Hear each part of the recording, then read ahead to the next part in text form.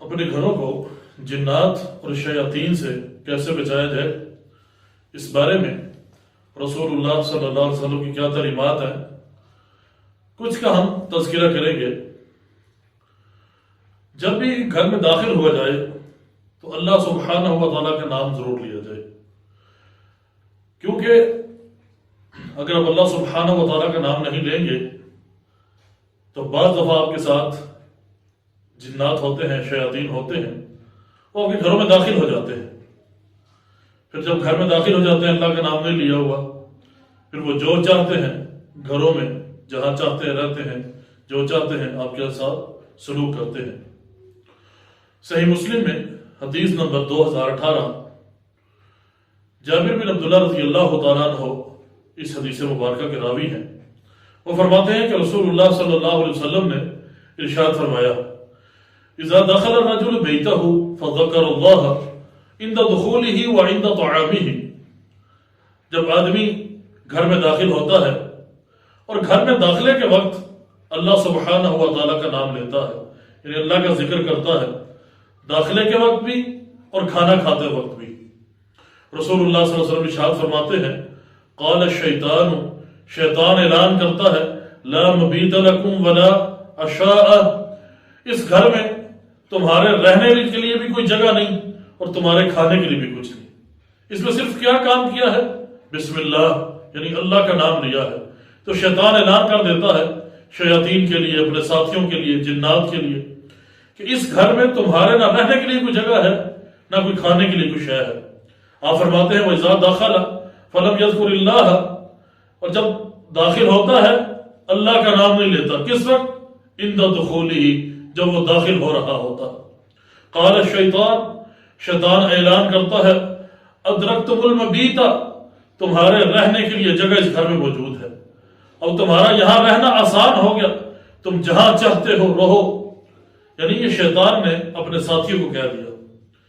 آپ علیہ الصلوۃ والسلام مزید فرماتے ہیں، وَإِذْ لَمْ يَذْكُرِ اللَّهَ عِنْدَ طَعَامِهِ، اور کھانا کھاتے وقت اللہ کا نام جب بندہ نہیں لیتا، قال، شیطان کہتا ہے، ادرکتم المبیت والعشاء، تم نے رہنے کے لیے جگہ بھی پا لی ہے اور کھانے کے لیے سامان بھی تمہارے پاس وافر مقدار میں موجود ہے، یعنی وہ رہتے بھی ہیں، وہ کھاتے بھی ہیں۔ صرف اس میں غلطی کیا ہوئی؟ گھر میں داخلے کے وقت اور کھانا کھاتے وقت ہم نے بسم اللہ نہیں پڑھا۔ تو جب انسان اپنے گھر میں داخل ہو یا کھانا کھانے لگے، دونوں موقعوں پر کبھی بسم اللہ کہنا کبھی نہ بھولے۔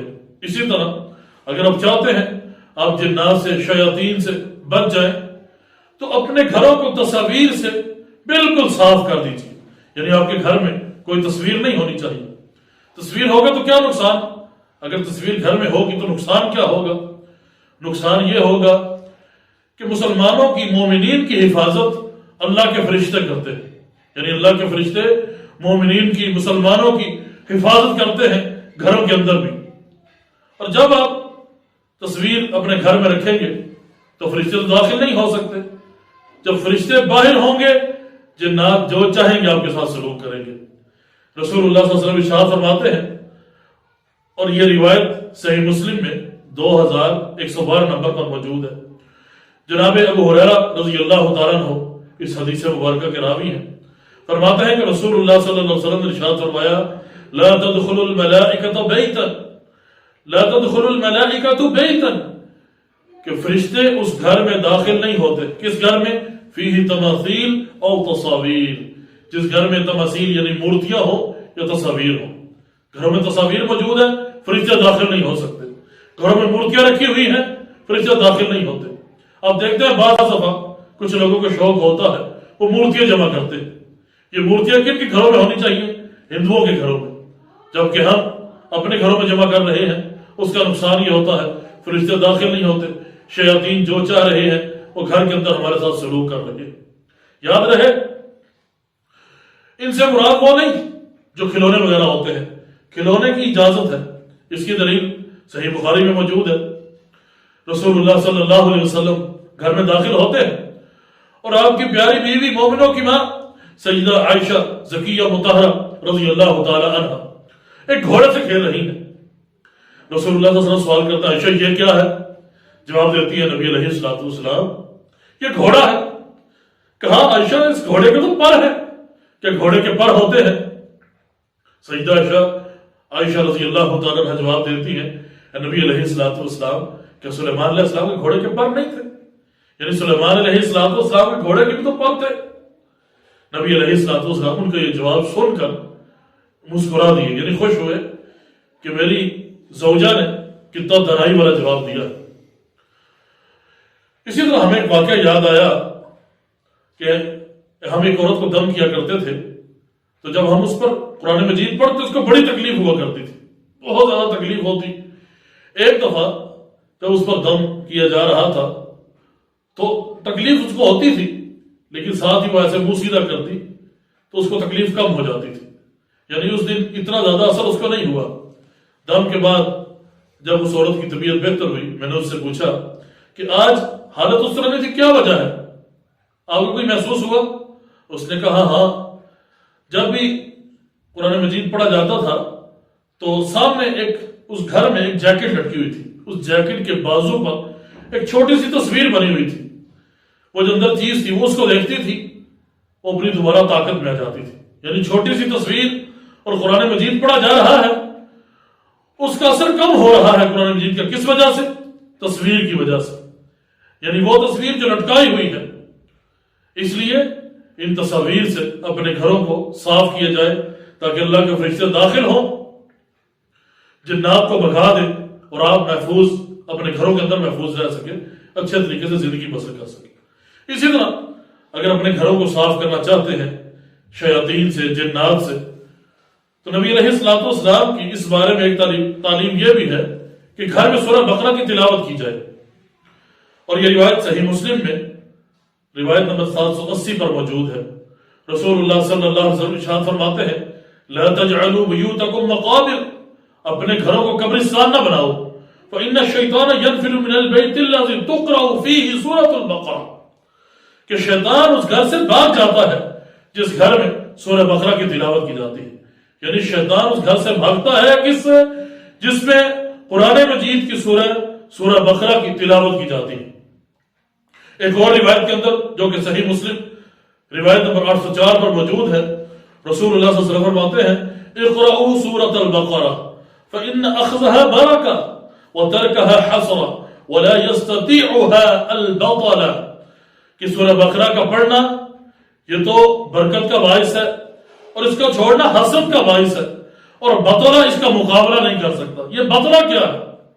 اس حدیث مبارکہ کے راوی عبداللہ بن سلام رحمہ اللہ وہ فرماتے ہیں البطلہ سے مراد جادوگر ہے، یعنی جادوگر اس سورہ کا مقابلہ نہیں کر سکتا، جادوگر اس سورہ کا مقابلہ نہیں کر سکتا۔ ولا يفلح الساحر حيث اتى، قرآن مجید کی آیت بھی ہے کہ جادوگر جس راستے سے بھی آ جائے کامیاب نہیں ہوگا۔ تو جب سورہ بقرہ پڑھی جائے تو البطلہ یعنی جادوگر پھر اس سورہ کا مقابلہ نہیں کر سکتا، اس لیے یہ بھی اہتمام کیا جائے کہ سورہ بقرہ کی تلاوت اپنے گھروں میں کی جائے۔ اسی طرح رات سوتے وقت سورہ بقرہ کی جو آخری 2 آیات ہیں ان کی بھی تلاوت انتہائی بہترین ہے جنات اور شیاطین کو اپنے گھروں سے نکالنے کے لیے۔ سنن ترمذی میں حدیث نمبر 2882 اس پر روایت موجود ہے، رسول اللہ صلی اللہ علیہ وسلم ارشاد فرماتے ہیں ان اللہ کتب کتابا، کہ اللہ سبحانہ و تعالیٰ نے کتاب لکھی، کب؟ قبل ان یخلق السماوات والارض ب1000 عام، یعنی آسمانوں و زمین کو پیدا کرنے سے 2000 سال قبل اللہ سبحانہ و تعالیٰ نے ایک کتاب لکھی۔ انزل منہ آیتین، اس میں 2 آیتیں ہیں، یعنی 2 آیتیں نازل فرمائی ہیں، ختم بها سورۃ البقرہ، ان 2 آیتوں کے ساتھ سورہ بقرہ کی تکمیل کی ہے، یعنی سورہ بقرہ کا اختتام کیا ان 2 آیتوں کے ساتھ۔ آپ مزید فرماتے ہیں فلا يقول في دار 3 ليال فيقربها الشيطان، جو آدمی 3 راتیں ان 2 آیتوں کو پڑھ لیتا ہے شیطان اس کے گھر کے قریب بھی نہیں جا سکتا۔ کتنا بہترین وظیفہ ہے کہ جو آدمی 3 راتوں تک پڑھتا ہے۔ اب نبی علیہ الصلوۃ والسلام رات کو پڑھا کرتے تھے، ہر روز پڑھا کرتے تھے، جو 3 راتیں پڑھے گا شیطان اس کے گھر کے قریب بھی نہیں جا سکتا۔ کچھ لوگ نبی علیہ السلام کی تعلیمات سے ہٹ کر اپنے پاس سے وہ کام کرتے ہیں جو جائز نہیں ہوتے۔ مثال کے طور پہ کچھ لوگ اپنے پاس سے کسی نے بتا دیا اب اتنا پانی پر فلاں صورت پڑھے، فلاں آیتیں پڑھے، وہ پڑھ کے اپنے گھروں میں، گھروں کے کونے پر وہ پانی کا چھڑکاؤ کرتے ہیں، پھر کیا ہوتا ہے؟ نقصان ہوتا ہے۔ اب شیاطین کو، جنات کو معلوم نہیں، فوراً سے پانی پر پڑا اور پھینک دیا، پھر کیا ہوتا ہے؟ کبھی گھروں میں آگ لگتی ہے، پھر وہ دوسری طرح کے نقصانات پہنچانے کی کوشش کرتے ہیں، کیونکہ اس وجہ سے ان کو تکلیف ہوئی ہوتی ہے۔ یہ تو جائز ہی نہیں۔ رسول اللہ صلی اللہ علیہ وسلم تو اس جن کو بھی مارنے کی اجازت نہیں دے رہے جو سامنے نظر آ رہا ہے۔ آپ فرماتے ہیں اگر تمہارے گھر میں سانپ آتا ہے اس سانپ کو فوراً نہ مارو، ہو سکتا ہے وہ جن ہو، یعنی جن ہے تو نہیں مارنا، ہو سکتا ہے جن ہے پھر بھی نہیں مارنا، یعنی اس خدشے کے باعث کہ جن نہ ہو نہیں مارنا اس کو، یعنی جنات کو مارنے کی اجازت جناب رسول اللہ صلی اللہ علیہ وسلم نہیں دے رہے۔ اور اپنے پاس سے اگر ہم پانی پھینکتے ہیں، ویسے ہی کچھ لوگوں کو عادت ہوتی ہے کہ پتہ بھی نہیں پھر بھی کہتے یہ کرو وہ کرو، پھر اس کا بہت زیادہ نقصان اٹھانا پڑتا ہے۔ تو یہ بہترین چیزیں ہیں جو نبی علیہ السلام نے ہمیں بتائی ہیں، ہم اس کو چھوڑ کر اپنے پاس سے اور بغیر علم کے کام کرتے ہیں تو اس کا نقصان اٹھانا پڑتا ہے۔ اسی طرح گھروں کی صفائی میں آپ کے گھر کے اندر کتا نہیں ہونا چاہیے۔ کتا بھی ہو تو اللہ کے فرشتے، رحمت کے فرشتے گھروں میں داخل نہیں ہوتے۔ سنن نبی داؤد میں حدیث نمبر 4153 پر روایت موجود ہے، رسول اللہ صلی اللہ علیہ وسلم ارشاد فرماتے ہیں لا تدخل الملائکۃ بیتا فیہ کلب او سورہ، کہ اللہ کے فرشتے اس گھر میں داخل نہیں ہوتے جس گھر میں کتا ہو یا تصویر ہو، یعنی اگر گھر میں کتا ہو تو اللہ کی رحمت کے فرشتے نہیں آتے۔ کچھ لوگ مذاق کرنا شروع کر دیتے ہیں، بھی فرشتے نہیں آتے تو اچھا نہیں ہے، بندہ مرے گا نہیں، نعوذ باللہ، العیاذ باللہ۔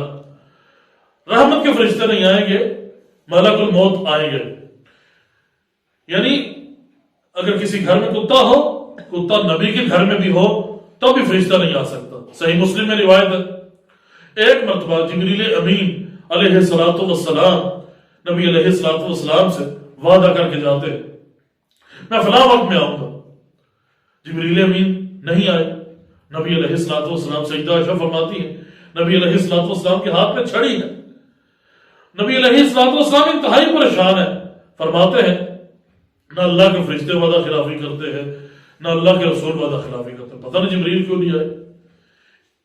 کچھ ٹائم کے بعد رسول اللہ صلی اللہ علیہ وسلم کی نظر ایک کتے کے چھوٹے سے بچے پہ پڑتی ہے، چھوٹا سا کتا آپ کی چرپائی کے نیچے۔ نبی علیہ السلام سیدہ عائشہ سے پوچھتے ہیں یہ کہاں سے آیا؟ سیدہ عائشہ فرماتی ہے مجھے نہیں معلوم کہاں سے آیا۔ نبی علیہ السلام اس کو باہر نکالتے ہیں، جبریل امین ساتھ ہی آ جاتے ہیں۔ پوچھا جبریل کیوں نہیں آئے تھے؟